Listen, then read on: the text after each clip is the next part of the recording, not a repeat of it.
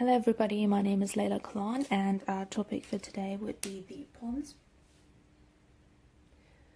Our mnemonic is four baskets made for collecting dreamy petals. Now you know why I've called the petals dreamy in a bit. Okay, let's write them down. 4 B M F C D and P. Okay, if you watched my previous video, you'd know that 4 stands for the cranial nerves that exit or terminate at the pons. B is for the brainstem. So I'm going to take this one already because if you've watched the last video, or if not, you'll just know that the pons are a part of the brainstem that are above the medulla and below the midbrain. M is for messenger. F is functions. Because there are quite a lot of functions, I chose to go with the general term. Then you've got center, which is just one. D would be dreams, which is why I've gone for dreamy. And P would be the parts. There are 2 parts of the pons. Okay. Let's start. So the cranial nerves that terminate at the pons are 5, 6, 7, and 8. 5 is trigeminal, 6 is abducens, 7 is facials, and 8 is it's fine. 8 is the vestibular cochlear nerve. Now I'll name the nuclei because if they terminate at the pons, you'll know that the nuclei is obviously in the pons. So for the trigeminal nerve, you've got 3 nuclei. You've got the chief nucleus, you've got the mesencephalic nucleus, and you've got the spinal trigeminal nucleus. So chief and spinal are both sensory, and the mesencephalic has a bit of a motor function. Okay, so 6 is the abducens. It's got only one nucleus called the abducens nucleus. 7 has got the facial motor nucleus. It's got the superior salivatory nucleus. If you remember from the medulla video, the inferior salivatory nucleus was with glossopharyngeal nerve, so this is the superior and it's for the parasympathetic innervation. And the last one would be the nucleus of the solitary tract, which again, if you remember, was number 7, 9 and 10, sensory.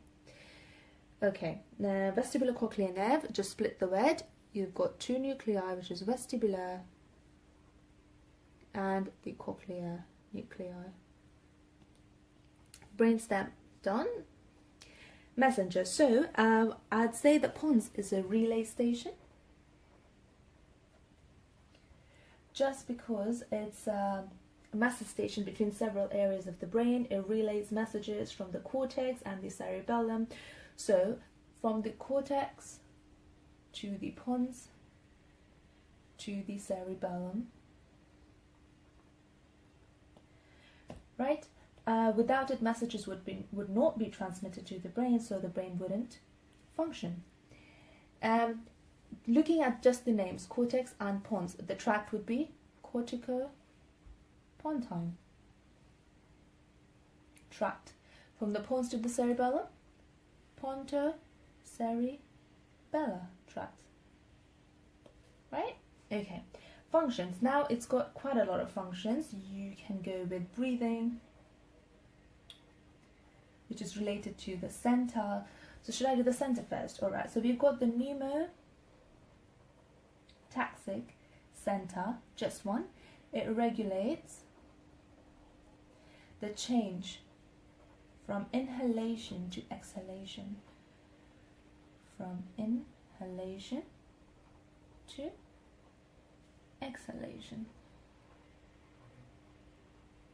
Okay, back to the functions. You've got breathing, then you've got sensations such as hearing, taste and balance. Why not? Look at the cranial nerves that terminate at the pons. So for sensations like hearing, you've got the vestibular cochlear nerve. For taste, you've got the facial nerve. Then you've got swallowing, facial expressions because of the facial nerve, facial expressions, etc. Right? Okay. Then you've got dreams. So the pons is responsible for sleep and dreaming. If you've heard about REM, which is rapid eye movement sleep, it originates at the pons. That's why we've got dreamy petals. Then we go to the parts. So there are two parts of the pons. There is the basilar, or basilar, however you say it, which is the ventral pons. And you've got the second one, which is the pontine tegmentum,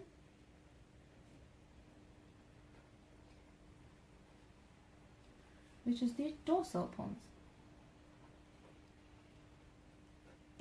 One thing you need to remember about the dorsal pons is an important structure known as the facial colliculus. Right?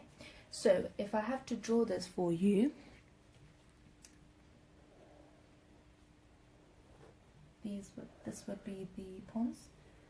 Okay, so that would be our nucleus for the cranial nerve number 6, the abducens, and that would be our nucleus for our 7th, for our 7th cranial nerve, the facial nerve, and these would be the motor ones. So the motor abducens, and the motor facial nucleus with the fibers running out, right? So this structure is an elevated area and it is the floor of the 4th ventricle. And it's an important structure, so you need to know the facial colliculus. Okay, that's it. Let me just label this for you. Facial, motor, nucleus, and abducens nucleus. And this is the dorsal pons. Here you can see the ventral pons. So you can see the nerves coming out, the trigeminal, the abducens, the facial, the vestibular cochlear, between the midbrain and the medulla. In B, you can see the dorsal pons. So you need to know that, remember how the medulla was connected to the cerebellum via the inferior cerebellar peduncle? So the pons has the superior cerebellar peduncle and the middle cerebellar peduncle, and it's connected to the cerebellum and to the midbrain via these two peduncles. That's it. If you like the video, please give it a thumbs up and subscribe for more videos. Thanks guys, take care.